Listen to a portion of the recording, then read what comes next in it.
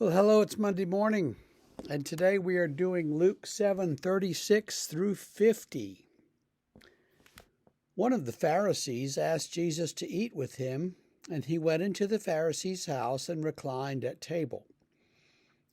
And behold, a woman of the city who was a sinner, when she learned that he was reclining at table in the Pharisee's house, brought an alabaster flask of ointment.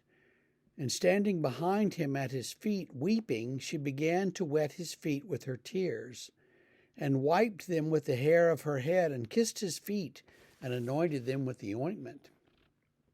Now when the Pharisee who had invited him saw this, he said to himself, if this man were a prophet, he would have known who and what sort of woman this is who is touching him, for she is a sinner.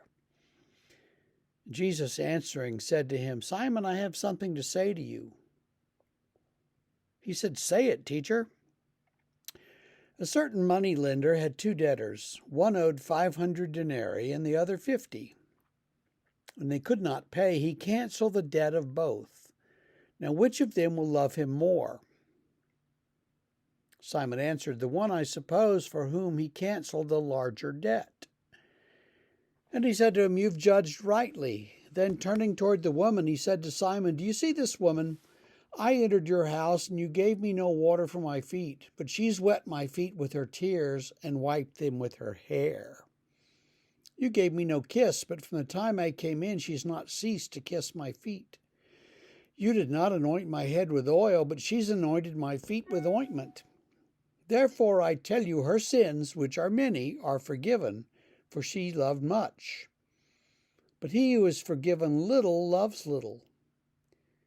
And he said to her, Your sins are forgiven. Then those who were at table with him began to say among themselves, Who is this who even forgives sins? And he said to the woman, Your faith has saved you. Go in peace. The only time I ever saw anything like that was we were at Dulles Airport waiting on our daughter to come back from Australia, actually, and she got off the plane, but before her there was this Indian man in all kinds of robes and colors and everything with a big turban on his head and little sandals. And as he walked through the airport, all these people were crowded around him and trying to kiss his feet as he walked by. I don't know who he was or why they were trying to kiss his feet, but they couldn't stop kissing his feet. So he was somebody. Well, anyway, Jesus goes to eat at this house, and a woman comes in and anoints his feet and kisses his feet and all of that. And the Pharisee starts to complain because she's a sinner. She's probably a prostitute. She's a well-known sinner. And if he were any kind of a prophet, he would know that, and he wouldn't let her do this. He wouldn't let her touch him. Jesus says, Well, you didn't give me any water for my feet.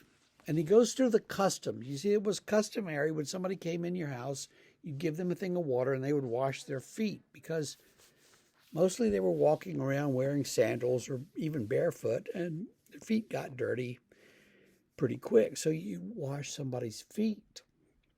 Give them a little oil to put on their feet, maybe an ointment kind of a thing. You greet people with a kiss, both sides, and hug them, that kind of thing. You didn't do that, but she's not stopped kissing my feet. And so for all these reasons, he decides he'll forgive her sins. And he tells her, Your sins are forgiven. Well, then the rest of the Pharisees are like, Wait a minute, only God can forgive sins. You can't forgive sins. Who are you think you can forgive sins? He's like, yeah, I can, and I will. And tells the woman to go in peace. Her faith has saved her. Her sins are forgiven.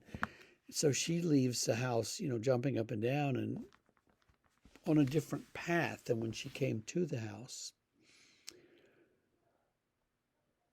The very next passage, which we'll get to tomorrow, mentions some women and mentions Mary Magdalene. And there was a sermon preached by the Pope in about the 5th century, I think, in which the Pope said that the prostitute woman, the sinner who washed Jesus' feet, was Mary Magdalene, and she was a prostitute.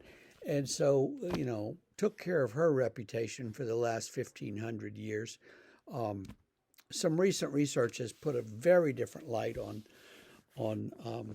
Mary Magdalene, but we'll get to that sometime. And actually, in a couple of weeks, we'll be at Luke 10 or 11, where that passage that features her is, and we can talk about that more. Anyway, this is not Mary Magdalene. Let me leave it there.